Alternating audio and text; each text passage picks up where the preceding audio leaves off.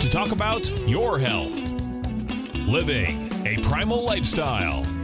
You know, we have Tom from Tampa on the phone. Hey, Tom. Good morning. It's bright and early now, huh? Hey, Paige. Good. How you guys doing, Nico? Doing great. Good. Hey, your newsletter's outstanding, man. I'm telling you, man, it is outstanding. And so is the Primal Edge. I love that stuff. I'd never be without it. I mean, I've been on it now 3-4 months, man. I mean, it's just, I can't get over how good I feel. Primal Edge is, people are raving about it. People who are trying it, they know because you can feel it. Would not be without it. Call now, toll free at 1-877-927-6648.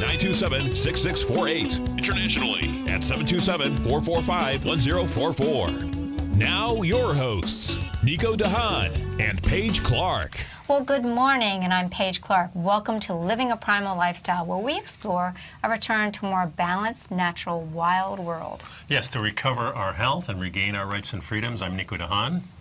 And I'm Paige Clark, and it's a beautiful day, somewhat, if you like lightning and thunder, or thunder and lightning. 75 degrees and rain. Yeah, that's okay. We like it. It's a little reprieve. It's, if you have any questions about the show or have any suggestions for the show, you can reach us, me at Nico@TFNN.com. And me at Paige at TFNN.com. And we're taking your phone calls, 877-927-6648. We got some mail, right? Yeah, first I wanted to mention that we have the webinar coming up, and Yes. if you go to the TFNN site, you'll see it right there on the main Tonight. page. Be there. Yeah, beyond diet, exercise, and supplements, what you really need to know to get your health up to standard in today's world, because it is a whole different world there today. Yeah, we really just kind of shared the stuff that we're doing. Yeah, and I was on Tom's show yesterday afternoon, just to plug the webinar and let people know that it's out there. And I got a email from Chris, and he says, "Hi Nico, I heard your interview with Tom today. I was fascinated by the story of the lady who took something to treat her cancer. Did she help you create the Primal Edge supplement?" Yes, she did. In fact, unfortunately, we can't divulge who it is. She's a chemist. She worked for one of these large companies. She's a biochemist, and she had her early career with Merck. Right. In the pharmaceutical industry, but in her early 40s with 2 young children, she found herself with stage 3 brain cancer. Yeah. And it was really rather disturbing, being in that field. And she started doing research, and she met someone who shared with her, and he's rather known in the kind of the spiritual world, explorer, as a person who's very well respected. Mm-hmm. And he shared with her the fact that fulvic humic acids were very powerful for healing and for nutrition and overall health. And as a result, she started doing her research. And not only did she find out that there was tons of research in PubMed and by our government and the medical world about how powerful they were, you could see that they were clearly trying to find a way to take nature's miracle molecule, as they call it, and convert it to something that could be patented, but it can't. And fulvic humic acids were part of her research, and then she just took it a step farther and did benchmarks against the most effective ones. There's some on the market not so effective, and that's what we have today. Yeah, and we went to her, you did. You went to her and met with her, and then we all got together and came up with a formula. We spent months with this type of formula to get exactly what you wanted in that formula, but it's really based on the humic and fulvic, which are the acids that really resonate with the cells. And if we're talking about getting stuff in and out of the cells, that's the primary thing that we need to do. You could take all the nutrition in the world, if it doesn't get in the cell, it's not going to do anything. So that's why we were so painstakingly getting the Primal Edge together. And with her help, we did it. And we're one of the few people that really are using, there's other companies that are using fulvic and humic. I think we have it in the purest form. And we're happy to report that, 10, 15 years later, she is cancer-free. She did use the fulvic humic. She used very high doses. If you want to call it doses or servings, and her brain cancer is no more. Yeah, and the interesting thing is when I dug into the humic and the fulvic, I started to realize that this is really common knowledge among people in agriculture, people who do gardening, people who know things about the soil. Yeah. This is the type of stuff they want in the soil, and it's so missing in today's world. because of the type of farming that we do, that we actually scrape the land and let the wind and the rain and everything take away We the don't do nutrients. crop rotation. We put back three components when we take out 90. How would your bank account look if you put in $3 but you took out 90? Yeah. That's Yeah. what our soil looks like. Yeah, so that's why we came up with a formula. That's why we're doing the webinar, to educate people on this is a good start. Having food is a good start. Knowing that you need to exercise and move around is a good start. Taking some supplements is very important. But there's a lot more that we're going to dig into tonight to make you realize that there's a lot of things that you need to do, because our environment and our modern living has set us up to be deficient in so many things. And, that's a really great point, Nico, because when we talk about supplements, I almost cringe when I hear that word. I like to say supplemental foods, because there's such a market for synthetic coal tar derivative, artificial supplements that are really actually an attempt to make money off of perceived fear. What we're talking about is supplementing the diet with the foods that we can't get, or the foods that contain the nutrients that we can't get. And there's a big difference between using whole foods like we use and using a lot of synthetic coal tar derivatives of nutrition. It's your body has a tough time recognizing those things. It has a tough time also digesting it. Or methylating it, breaking it down, cleaning it. There's so much that the body does that isn't really discussed in the mainstream. Paige often talks about doing things like sterilizing the food. Well, this is what our body naturally has to do. And if it's fighting with all these contaminants, it really has a hard time to sterilize it. Most of the time, it tries to hide it. Yeah, because I always say we have to not only digest our food, we have to disinfect it. Yeah. Because we're dealing with imbalanced microbiome in our guts and in the world. Yeah, and of course, when the body's trying to hide things, it hides it inside our body, usually in our fat cells, Correct. and kind of locks it away. And people who are really heavy, they have a real toxic mess there. So when you go to detox, trying to get rid of this stuff, then it goes to your bloodstream. And there's a fascinating industry going out, how things are being able to leave your body locked and protected, so it doesn't do that. So they don't exit, right? They stay Yeah. circulating, and we create what we call circulating immune complexes, CICs, which means that there's just staying chronic inflammation as a result, because there's things that are inflaming us because our body just can't get rid of it. The livers and the kidneys say, "Whoa, that's too much for me." Yeah, it's almost redigested a lot of times. It'll go back into the stomach. Recirculated, it certainly recirculate, is. go back into the stomach, and then goes back into the liver and actually deposits it in the liver again, while the liver has taken it out once. So a lot of things going on.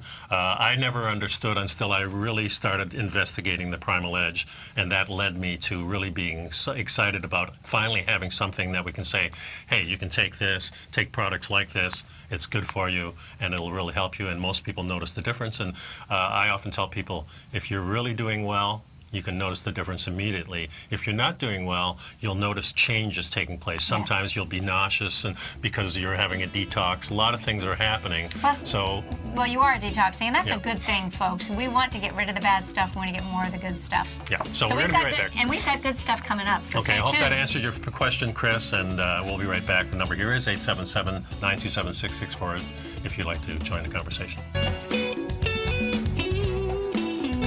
Welcome back, Nico and Paige here, and we're going to be talking about coffee the rest of the hour here. We plugged our webinar that's coming up tonight, 6:30. Be sure to join in, pick up some Primal Edge, get the newsletter, and you're welcome to come into the webinar tonight at 6:30 till 7:30. And we're going to have a good time and divulge into something. And then we're going to send you a whole thing on what we were doing with that information. Yeah, And some you links can- that you'll like to explore on your own. Yeah. So, why if coffee is a drug, it's a good one? Yeah. This is from Green Med Info, one of our favorite places to go for information. World's largest depository of natural Boy, I'm telling research, you, he's got natural so much database. stuff in there, and Yes. Good I love stuff. it. Coffee, of course, for me is a daily occurrence pretty much, and when we're on the road, we even go to Starbucks because they have pretty decent coffee, have a double shot of espresso, put a little MCT oil in down the road. We got these little capsules that we use, Right. which are easier to carry, and just crack them open and pour put it them in. in the coffee, Right. and that since there's not much good butter out there on the road, I don't carry the butter with me. It's not as easy. So just MCT oil. But coffee is a big part of many people's lives. lives. Of course, so many coffee shops out there. We had Mr. Coffee years ago, which was always my favorite. I thought Mr. Coffee had the best coffee in the world. But Dunkin' Donuts and all these places now have coffee. And well, so again, let's talk about coffee. Well, what I'm going to say is just like I say about food, it's not that coffee is good or bad, it's what we do to the coffee. And, you know, if you go to Starbucks and you have your shot of espresso, you know, don't turn it into one of those caramel macchiatos or whatever it is with all that sugar. That's for it's sure. what a lot of people are doing to their coffee that makes it unhealthy. And so what we want to do is realize that we know that coffee is one of the best antioxidant sources for so many people because, unfortunately, most people are not getting antioxidant-rich foods, and coffee is, in fact, an antioxidant-rich food. Yeah, it's that coffee possesses drug-like properties we know quite well. Some of us, in fact, revel in its addictive properties, and it comes with a certain, be it a little bit pathological industriousness. It kind of makes you feel like you want to get things going. Get things done. After all, is there anybody out there more disciplined and obsessed than a coffee drinker? They're going to get their coffee. So. Yeah, they're going to get their coffee first thing. So it is kind of a drug because we use it as a stimulus. Yeah, it is caffeine. It's a stimulus, and I think it's like anything else. It can be abused or it can be used in a healthful manner. Did you know that coffee was first documented over 500 years ago? I didn't realize it was that old. Wow. Well, yeah. Well, probably they found the beans and then they figured out how to utilize them. Yeah, a Sufi in the monasteries of Yemen was where the first coffee was known. It was called wine of the bean, the phrase which provided the origin of the word coffee. Once lauded as a miracle drug, was used to as a sacrament in late-night rituals to evoke the sensation of God within revelers. And today, coffee drinkers are known to cast themselves into bouts of coffee drinking. Yeah. And we know that. We know people love it. But let's talk a little bit about, while many attributes of coffee kind of hold a vice-like hold on people, they feel like they have to have it to function, there's much more going on than simply a fixation on a stimulant. It's been known for over a quarter of a century that coffee contains a compound known as caffestrol, with significant opiate-like properties, which is found within both caffeinated and decaffeinated coffee forms. That's interesting. Yeah, yes it is. So it's like an opioid. Yeah, so the narcotic properties of coffee, therefore, are no doubt due to its complex interplay between a wide range of phytochemicals or compounds, not just the stimulants, but an opioid agonist as well. So what we know is going on is there are some things that, create that desire to have more. Yeah. Mm-hmm. Coffee makes us more aware of our bodily structure, and since this structure is so wise and logical, our thoughts become logical in their awareness of it. Coffee thus helps thinking to find a form of foundation. The connection between bodily being and thinking keeps calling itself to our attention. Coffee has the same effect on digestion that thought has on our upper man. Our id, I guess. A properly ordered metabolism goes hand in hand with orderly thinking. Both are founded in properly ordered physical structure. And this was by a nutritionalist that wrote an article called Nutrition, a Holistic Approach. And this is what he says. There's a real connection between our mind-body functions and coffee. And we know this. A lot of times if you need to go to the bathroom, you have a little coffee, boom. Yeah, that's true. Starts. That's true. It does. Yeah, so it has many stimulation events, they call that. Right, and coffee. What's really cool about coffee? It is one of the only sources of bitters remaining in this sweet fixated society we live in. We talk a lot about having the five tastes: the sweet, sour, hot, spicy, pungent. Yeah. And bitter. Of course, many people try to get rid of that bitter part. Yeah, and, that's true. Use the sugar in there. That's true. And I tend to have the real bitter craving in the morning, and then as the afternoon, I get home about 3 o'clock, I'll have a coffee, and I tend to put some honey in it to get rid of the bitter in the afternoon. Yeah, I'm a little guilty of that. I don't. Well, I don't think it's it's guilty. I think it's a natural thing because we're going into the later stages of the day, and we're coming down. Yeah, here's what Sayer says. Okay. Coffee is also one of the only sources of bitters remaining in this sweet fixated Western diet, which sadly comes with a certificate of guarantee that the bear will likely develop type 2 diabetes, heart disease, and receive a cancer diagnosis at some point in their life. Pretty strong statement. Yeah. But what we're trying to say is this constant craving of sweet turns on all of those metabolic disorders that are all related. They're really all one condition, metabolic disruption. Okay.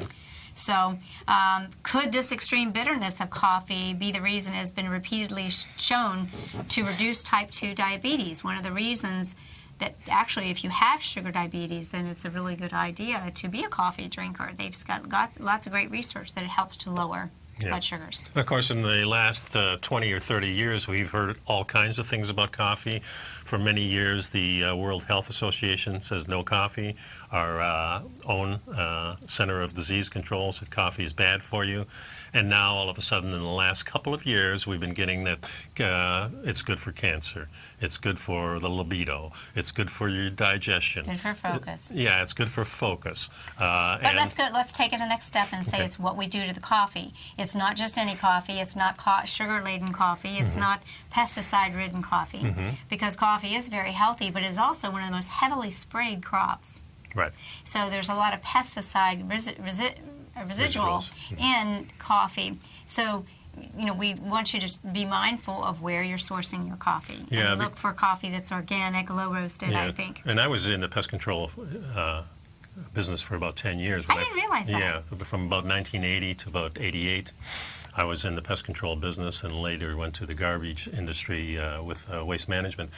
But one of the things about the pesticides is when they're spraying these pesticides, it's not like a perithium where it's a contact and it's gone. Right. These are actually residuals that bind to the crops. Right, correct. Okay, and the stickers, what they call them, are very important to keep it on there so the bugs, when they get on there, will have the pesticide on there. Once it's on there, very hard to get off. In fact, they call them stickers because you can't get that stuff off there. So go for the organic always. I think that's a really important point. Yep. And I think it's also a crop that has been exploited. The people that harvest coffee have been exploited, and I think it's really good to look to try and source it from organizations that are providing you free trade coffee, where the people are being paid adequately for their work and bringing you the superfood. But we got to take a break, so we're going to get back to you and tell you more good stuff about that coffee you might be drinking. So enjoy your mojo in the morning. Exactly. 877-927-6640. Welcome back to Living a Primal Lifestyle. We're talking about coffee. And when used responsibly, coffee can be super beneficial for you. It's when we use it or rely on it or stress out our adrenals. You can tell the signs. Sometimes it's great to take a break. I take periodic breaks. Yeah. But I want you to know there are facts, and there's over 80 health conditions which may respond favorably to using coffee and whose risk will be reduced through its consumption. So it bears paying attention to, I think. Yeah. And as documented on the GreenMed Info website, world's largest database of natural research, coffee research database, they have identified 33 distinct pharmacological actions coffee may have to activate the positive results you may experience. So visit GreenMed Info and learn more about your coffee. Pretty cool. And now we found, according to Dr. Circus, the healthiest coffee in the world, and I guess this is a new type of approach to coffee, but I've been taking the coffee in espresso form for many years. I fell in love with espresso years ago. I like the whole process of it. When my wife and I got married, we started drinking espresso, and we got these little Gaja machine that you do all. So explain to people if they go to the grocery store and they see coffee beans and then they see espresso beans. Is it a different species? Yeah, or? Usually the espresso beans are a little richer. It's a smaller shot, a little less caffeine in the shot than a normal cup of coffee. But I mean, what's the difference in the beans? It's usually a medium to darker roast. Oh, okay. And some growers have, if you get a nice dark roast and you're happy with it, you can use it in a espresso machine and it'll come out very similar. It may taste a little different. So the espresso beans have been grown specifically for espresso. And now we have so many. So it is a natural species of the coffee. I guess it is. I'm not really sure. Yeah. I think it's just the way the gardener just puts it off to the side and says, okay, so this fruit is for espresso, this is the lighter bean, and I'm not sure how. But that's a good espresso thing. actually has less caffeine. Yeah, because it's a smaller shot, I think, too. Yeah. And I usually do a double espresso, which is about a half a cup of coffee.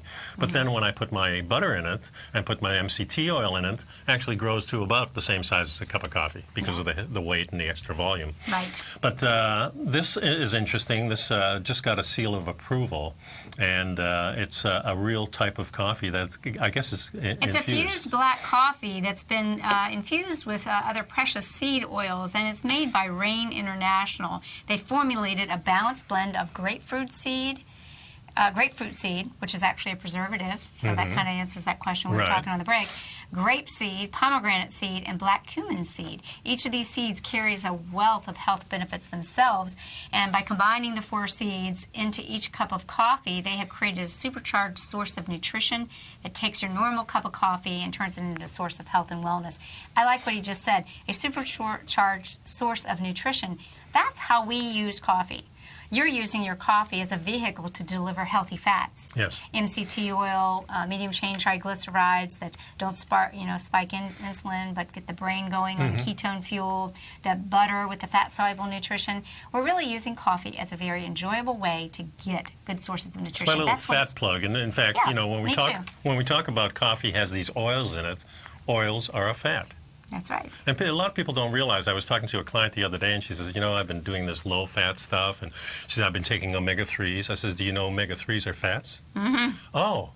Right. And so taking omega-3s, but, well, it could be a good thing if she's eliminating, the bad fried Yeah. shrimp at, the local seafood. I'm just trying to get over to her that fat is... Fat is good. Fat is good. Fat is your friend. Yeah, fat is your friend as long as it's healthy fat, just like protein is healthy if it's in a good form, and it can be in bad form. Right. So neither one of us have tried this Rain International coffee, but according to Dr. Circus, and I think he's a trusted source, it provides more energy and vigor, boosts your stamina, so you have less fatigue, rejuvenates, clears the skin, oxygenates the body. Natural detoxification, mental alertness, supports the immune system, improved body healing capacity, supports quality of sleep, supports circulation. That's pretty much all you need here. So it's kind of an interesting thing. I can scroll up and show you actually what this little infuser looks like. I think I have it here.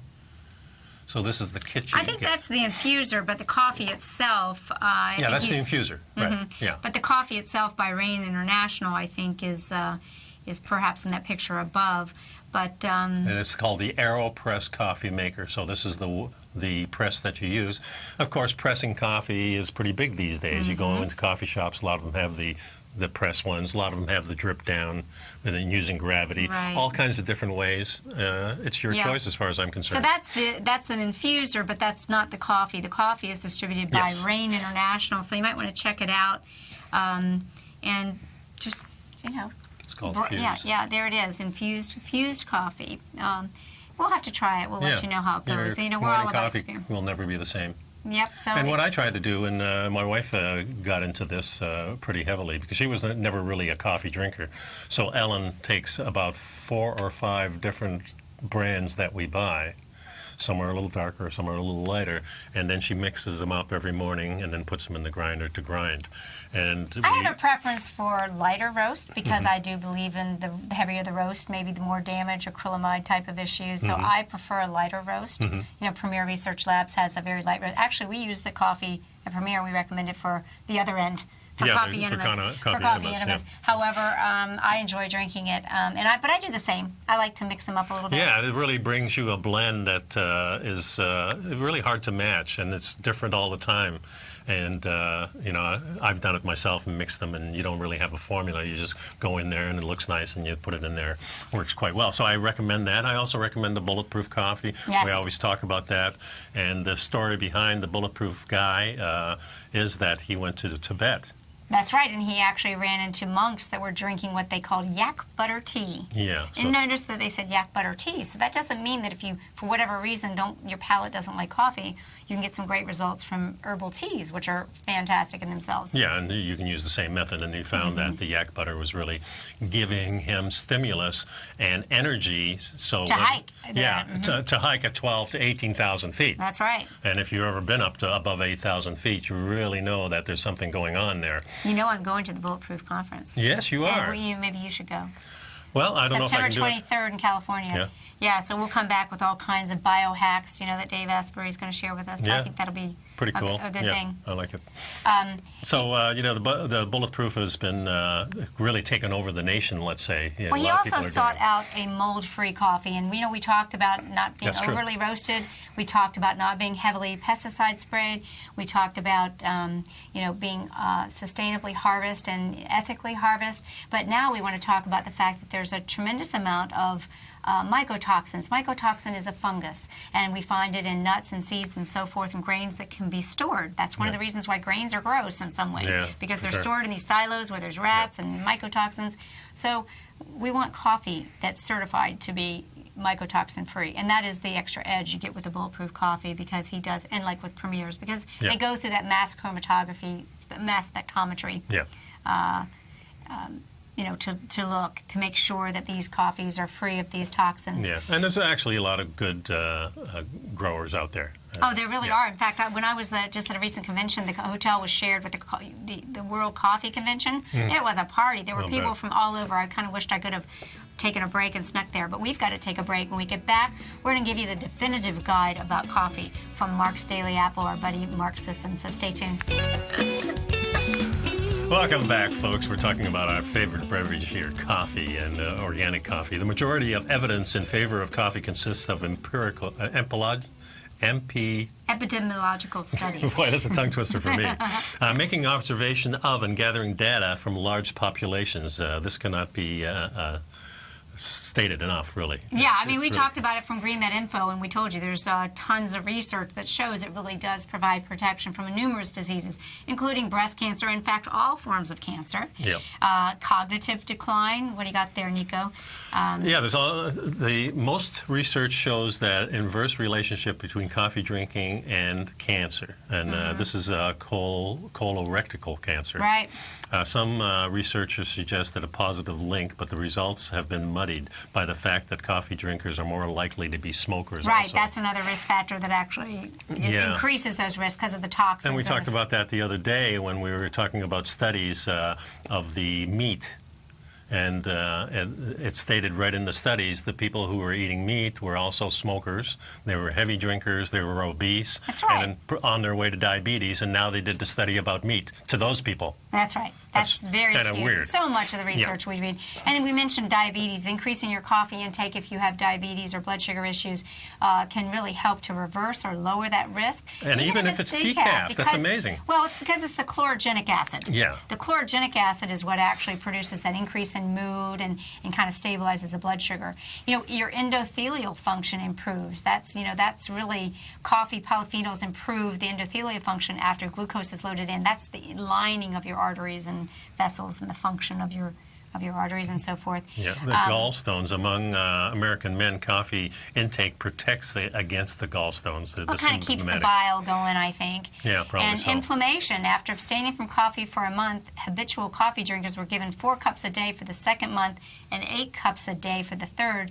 Markers of subclinical inflammation all dropped, and HDL levels as well. So we know that it can help. It's a natural antioxidant, so it's going to lower inflammation. Yeah. In liver cancer, coffee has a protective relationship with liver cancer mediated by markers of liver damage and inflammation. Correct. Yep. And in fact, mortality. Coffee consumption has an inverse relationship to all-cause mortality. Early mortality, that is, it doesn't make you immortal, though nurses who drink the most coffee do have longer telomeres. It makes you feel that way a lot of How about times, that? that's for sure. So, longer telomere length. Again, I believe it's related to the high antioxidant. Yeah. So activated stress, so women with higher caffeine intakes by way of coffee and tea show evidence of lower oxidative stress, less DNA damage, and a greater capacity for DNA repair. We see a slightly decreased risk for Parkinson's disease in coffee drinkers, and again, we mentioned cancers, including prostate. Even moderate coffee is protective against strokes. And even high coffee consumption. Yeah, even up to it says moderate coffee is associated with a reduced risk, but even up to 8 cups a day. Now, I don't know that I would want to drink 8 cups a day, but that's good to know. 2 for me. Good to know. And its polyphenol content protects you from sun damage. So hey, that's a lot of reasons to to go ahead and have that cup of coffee. Yeah, so we've known for a long time that coffee improves cognitive function. It boosts your executive functioning, your working memory, so to speak. It also improves your mood. It makes you think you're drawing from a bottomless well of mental energy. Yeah, to really work on that next project. Yeah. What I really like too is a lot of people aren't aware that coffee is great for workouts. You know, whether it's an endurance or high intensity interval training like we suggest, sprinting, badminton, resistance training, almost any athletic pursuit you can name, a cup or two of coffee before the event will help improve your performance. And I really like that idea of exercising fasted on your coffee. Yeah, and contrary to popular belief, coffee does not dehydrate you. How about that, guys? How Yeah. many of you all have thought that? Yeah, I it's think because you're not drinking water, you're drinking coffee. So if you drink water with coffee your coffee... itself is not dehydrating. It's Right. the fact that you choose to drink the coffee instead of the water. So pace yourself, right? Yeah. It's all about pacing, for sure. Yeah, and so we talked about the fact that coffee is the biggest dietary source of polyphenols, polyphenols being our very powerful antioxidants. And one of the reasons that, sadly, most people in the standard American diet are eating McDonald's, Subway for lunch, and Taco Bell for dinner. They're not getting a lot of fresh foods, and maybe if they did have that coffee at the McDonald's drive-thru, at least they got some antioxidants. Kind of Yeah. sad, but it's true. Well, we've often said that coffee is a fruit, and it has the most of the energy and most healing properties of any fruit on the planet. Well, this is funny because Mark says here, maybe if goji berry tea shops were on every corner and every man and woman ate acai berry bowls for breakfast, coffee wouldn't be the biggest source of phytonutrients. But gram for gram, coffee ranks behind most berries. You know, it's in the real world, people drink coffee, so let's be glad that we do drink something. Yeah.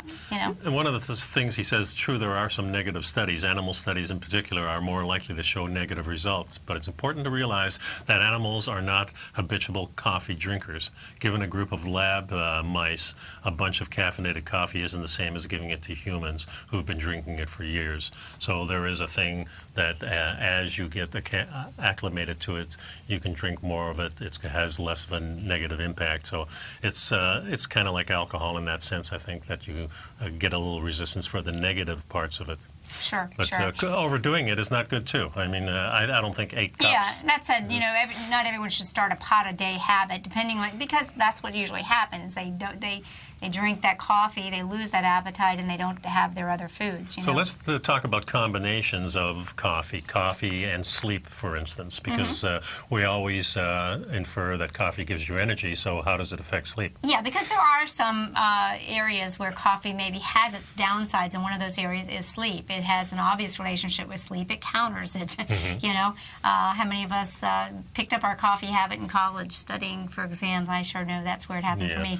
So the most common use of coffee is to stay awake. You know? So drinking coffee at night impairs melatonin secretion and reduces the quality and quantity of sleep.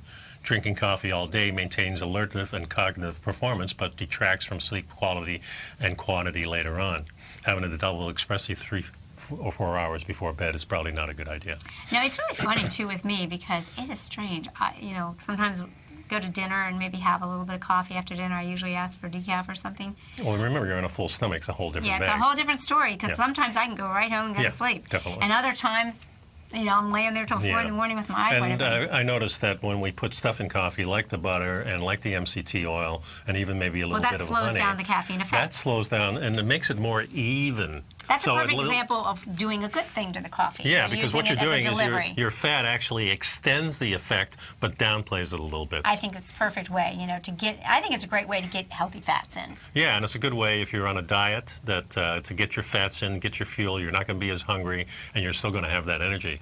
So I agree. that's a huge But thing. coffee in pregnancy, not such a good idea. Coffee crosses the placenta, and numerous studies indicate it has a deleterious effect on the unborn. So some possible side effects, you know, it's better for moms to stick to decaf or abstain until after the baby's I would say born. abstain. Yeah, I agree. I Yeah. agree. And coffee and cortisol, this is what I want to explain to people, and one of the reasons why I often have to take my breaks.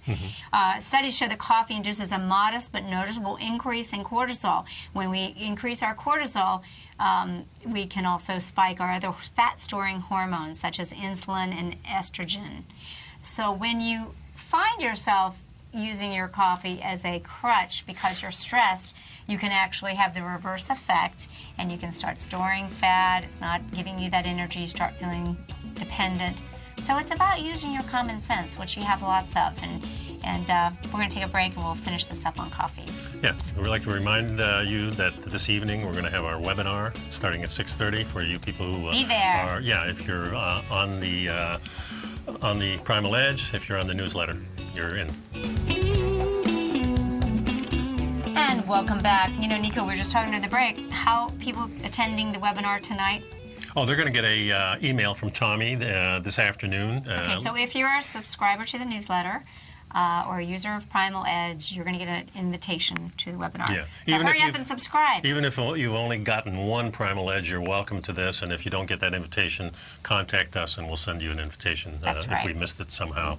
So we're talking about breaking down coffee and getting back to the world of epigenetics. Your Yes. genes can give you an idea of how you handle coffee. Mm-hmm. So it's a liver enzyme that metabolizes this. It's called CYP1A2 gene. If you have the CC variant of this gene, You're slow. Mm-hmm. And if you're an AC variant, you're a moderate metabolizer. If you're an AA variant, you're a fast metabolizer. I'm not sure what all that means. Metabolizer. Well, what it basically means in slow and medium metabolizers, caffeine lasts longer in the blood and has a stronger effect. These are the people that drink the coffee and say, "Oh my gosh, if I have coffee after 10 a.m., I can't sleep that next night." Fast metabolizers, on the other hand, are the people that can have a double espresso after dinner and still go home and sleep like a baby. I see. So how does this depend, and how do you find out? Well, you have to have a gene test to do that. Okay. That's a genetic test. But nowadays, you can get access to your genes, your 23andMe. I think everybody ought to do that. Is stronger, longer caffeine a good thing? Caffeine isn't an upper in the classical sense. Instead, caffeine acts by mimicking a compound called adenosine and binding to its receptors before the real thing can. Adenosine is a byproduct of neural activity. The more active your brain is, the more adenosine it produces. Pretty cool. So, what we find out is that slow caffeine metabolizers who drink a lot of coffee appear to have higher rates of diseases like due to poor vasodilation. So maybe it's a good time to take the test and find out where you're at. It might be, depending on, to find out how you metabolize your caffeine. Another suggestion on here is trying different brewing methods until you find the one you love and don't mind doing. Right. We have this nice Gaja titanium, which is a super automatic, which is really nice. And we started having trouble with it about a month ago. Isn't it from Italy? Yeah, definitely from Italy. We sent it back to the manufacturer to just redo the darn thing. We've had it for a couple of years, and they're doing that for us. So we're back now with our little Gaggia, and we had to kind of invent how we do it because we were doing it so much on automatic. But now I kind of like that ritual. So coffee is kind of a ritual thing. But one thing I want to mention is don't do it on an empty stomach. I think it's better if you have something in your stomach and then have it. I think it metabolizes better. Yeah. Don't drink it first thing in the morning. In other words, coffee works. I like it. Coffee works much better when you're well rested and those adrenals receptors are as clean as a whistle. There's the adenosine. The adenosine is where coffee goes into the receptor, and kind of where I was getting with that. It kind of got complicated, but it's basically saying that if you're a slow metabolizer, it can have negative effects. Yeah. And those are the people that have to really watch how they break it down. Women that take hormonal contraceptives also have a reduced ability to break down caffeine. Okay. So, but when you talk about how you take it, like he said, he thinks it's a great way to take it on a fasted stomach. Well, here it says don't drink it first thing in the morning. Cortisol follows a circadian pattern. Right before you wake up, cortisol spikes to prepare you for the day. Right after you wake up, it spikes again, pushing you to the highest level. Drinking coffee when cortisol is high, somewhat redundant. So that's why I recommend eat your breakfast and then have your coffee. Then you have a coffee. But I don't eat breakfast, I fast. Well, then put more butter in it. Yeah, well, that's what I'm saying. Yeah. If you're having that is your breakfast. Yeah. By having, if you put like collagen in there, you're getting a small amount of protein, and then you're getting your fat. That is your breakfast. That would be the way to do breakfast. And if I have just that, that's perfect with the... the butter, the MCT oil, the collagen, you're all set to go. And it's a beautiful thing. So join us tonight, folks. Enjoy your coffee, because it's early everywhere you guys are. 6:30 tonight, our webinar. And join us if you can. We'll see you next time. Bye-bye. You're watching Tiger TV.